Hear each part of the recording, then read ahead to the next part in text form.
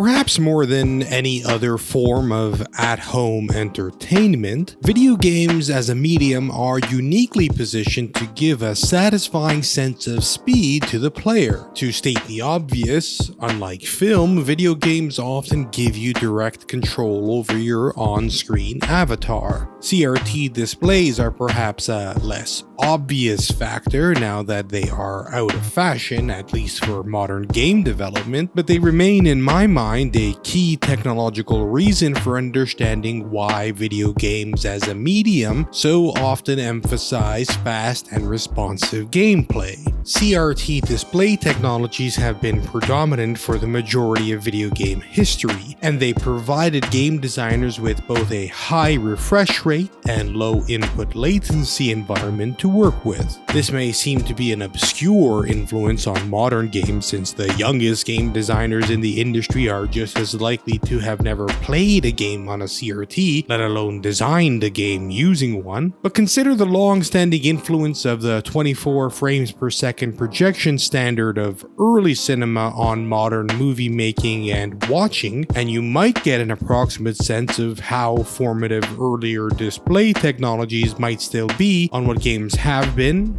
are, and will be. This combination of factors, direct character control shown on fast and responsive display technologies, perhaps inevitably influenced many developers to design games that compel players to move through levels with alacrity. Surprisingly then, given my predisposition to loving games with gameplay centered on player speed and control, the fervor around the Super Monkey Ball games passed me by at the time of their release. While every GameCube owner was traversing monkey mazes as fast as possible through the game's colorful levels, at the time I seemed to prefer games that slowed everything down to a crawl, playing stealth action games like Konami's superlative PS2 classic Metal Gear Solid 2: Sons of Liberty, and Ubisoft's graphical showcase for the Xbox, Tom Clancy's Splinter Cell. And so, with the current summer lull in the video game release calendar, I thought now would be a great opportunity to jump in and see just what I missed out on while I was engaging in tactical espionage action. Will the Super Monkey Ball games take its place alongside games as disparate as Marble Madness and Mirror's Edge in my pantheon of speedy puzzle platformers? Or was I right to spend my gaming time in the early 2000s sneaking around in the shadows? Subscribe to the Select to keep up with all our reviews, long plays, and discussions. This is Super Monkey Ball Banana Mania for the PlayStation 5. The Super Monkey Ball Banana Mania package, released in 2021 in celebration of the 20th anniversary of the series, contains 300 remastered versions of the stages from the first two GameCube titles. Levels are often themed around certain types of mechanics or cool concepts like seesaws, spirals, air hockey, or totalitarianism, apparently. Damn, Sega. Didn't see that one coming. For those of you unfamiliar with the game, you control your embubbled monkey boys not unlike you would the marble in a marble maze. Rather than rolling your character around directly, you tilt the world itself to turn your character about and to gain or drop speed. Some levels require you simply to be patient as you traverse narrow platforms or tight corners. Others require you to dart quickly along precise paths, carefully manipulating the world to keep your monkey on precariously balanced platforms. Mostly, Super Monkey Ball is less about recognizing and solving the fairly easy patterns of any given puzzle than it is about nailing the execution within the given 60-second time limit.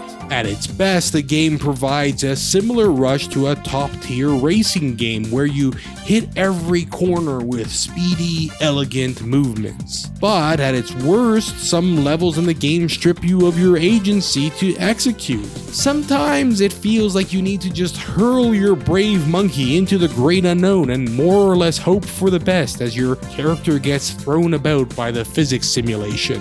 One particularly illustrative example of this is the mission where you throw yourself into a spinning box full of massive rubber balls that knock you off course every time you bump into them. I mean, will you look at this? What am I supposed to do? You're No, go straight, damn it. Go straight. No, not there. What the? Eventually, you'll reach the goal, but you're left asking yourself, did I really earn it? Or was it just dumb luck?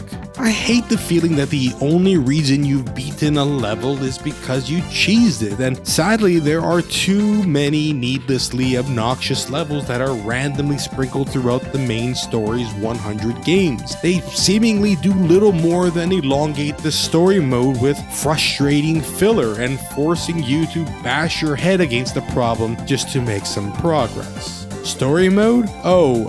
Yeah, there's technically a story that you follow in this game, but I'll let you tell me just what the hell is going on in the comments. It manages to be both boring and incomprehensible, so I mostly skipped those scenes as the game went on, but I'm sure there's some deep lore that I just don't appreciate. Thankfully, several quality of life improvements were made to this remaster, including rebalancing the difficulty of original levels to make them somewhat easier. An especially welcome change is giving the player unlimited attempts. Games like these require lots of trial and error to get things exactly right, and I couldn't imagine playing these types of games without unlimited continues, especially since I found myself falling outside the level a ton on some of the more, let's be kind and call them unforgiving stages. The restart after your character bites the dust is mercifully quick and responsive, meaning you get right back to the starting point to try the level again. That being said, there are plenty of modernizations that the game could still benefit from where the included features find themselves lacking. In my experience, the included slow motion triggers and arrow guides, which you unlock for each level by enabling the help feature in the pause menu, were if anything a hindrance to your progress. Too often the arrows point you rather senselessly in a straight line towards the goal, and really what would be needed is something of a ghost monkey, like a ghost car in a racing game time trial that you can follow along. If you really just want to throw in the towel, the game thankfully also includes a feature to mark the level as played so that your progress forward isn't gated.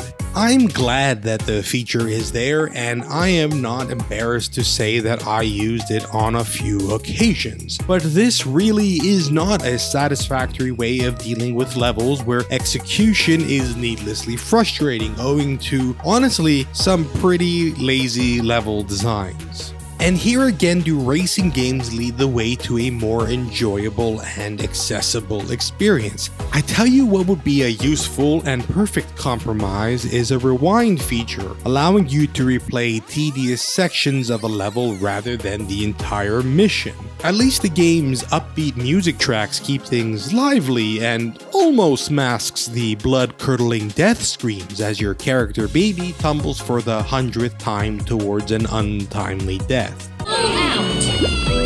Fall out! Fall out! Fall out! Seriously, would it have been so difficult to include at least one or two more sound effects to play when your character falls off the map?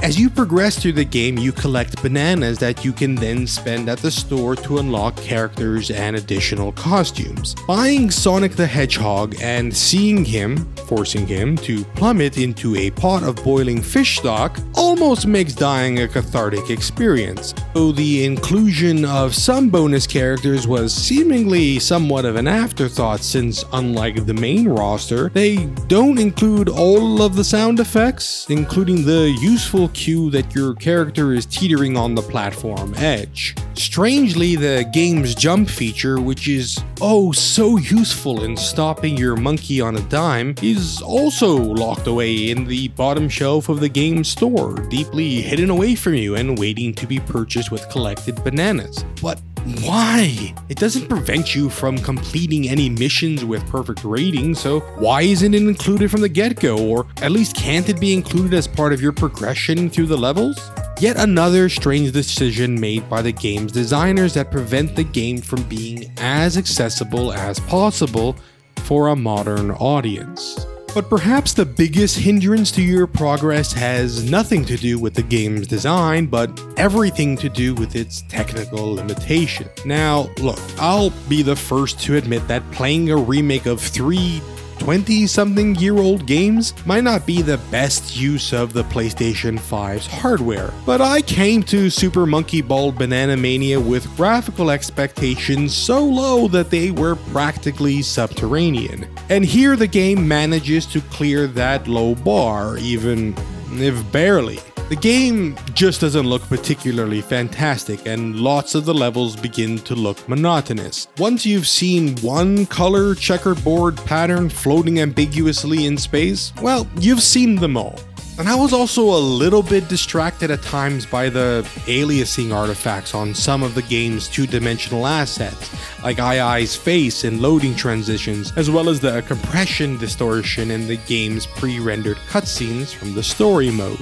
All of these nitpicks can be put to one side. At minimum, all I wanted was a decent looking game that ran at a constant 60 frames per second. With so many modern console games having a performance or 60 frames per second mode and a quality or 30 frames per second mode, I've almost always found myself nowadays gravitating towards performance mode. In all honesty, I've never been one to obsess over frame rate, but given that there have been so few instances of PlayStation 5 games where I felt like the differences in graphical fidelity were extremely noticeable between modes when they were offered, I've tended to err on the side of performance mode so that my experience of the game in motion just doesn't choke up during graphically intensive moments. And because I've gotten pretty used to 60 frames per second, I've unintentionally become pretty sensitive to hiccups in frame rate, and more importantly, how they impact how a game controls. And here we have a big problem when it comes to Super Monkey Ball Banana Mania. Not because the game itself is particularly taxing in terms of frame rate, but instead because the game seems to have a quite serious issue with delivering the frames in a consistent manner.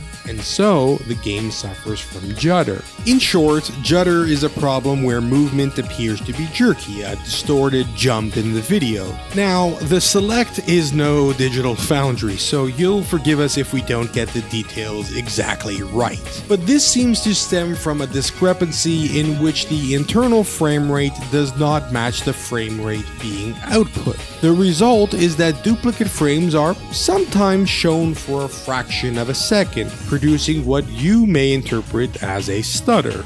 Not everyone is particularly sensitive to judder, and I didn't think I was either. But if you are sensitive to it, judder can be quite unpleasant and disruptive. Particularly, say, if you're about to make a frame-perfect jump right at the end of a long run on a level. Of course, I can't reasonably blame all my failed runs on judder, and most of the time I never noticed the issue. But when the effect was present and it reared its ugly head at just the right, or I guess wrong, moment to disrupt my timing, it was nearly enough for me to send my controllers flying across the room. Even more rage-inducing was learning that, in fact, this is a long-standing issue with Unity, the game's engine, running at 50 frames per second and attempting to output at 60 frames per second.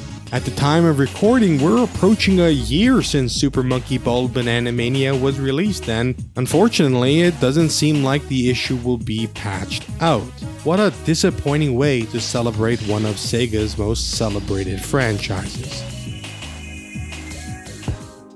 I don't presume to speak for all of the long-standing fans of the Super Monkey Ball series. For me, the game always felt like an intriguing novelty, and I'm glad to have finally had the opportunity to see what the game was all about. The 5 or 6 hours I spent playing the game's story mode and some of its additional challenges was an entertaining and at times deeply thrilling experience. Apart from newer indie titles like Neon White and maybe some of the industry's best racing games, there just aren't a lot of gaming experiences that give you the same type of rush that you get from a perfectly executed run of a smartly designed puzzle in Super Monkey Ball. And in that sense, it seems that a lot of the original charm of the GameCube games has transferred over more or less seamlessly in this remaster. I can certainly recommend the game, but not without a caveat.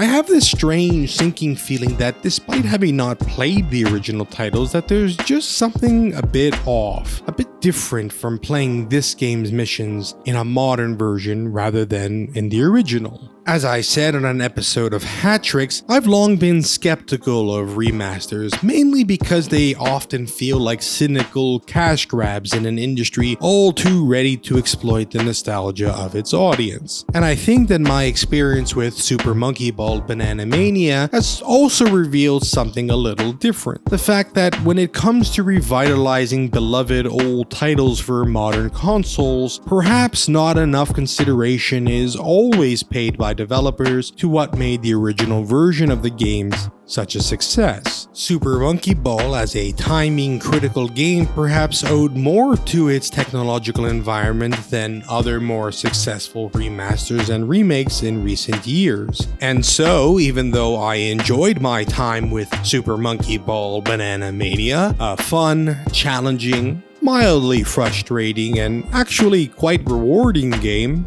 its main impact on me has been as a reminder that sometimes, if you have the opportunity, your best bet is to just skip the remaster, go back and play the original game, just as it was intended.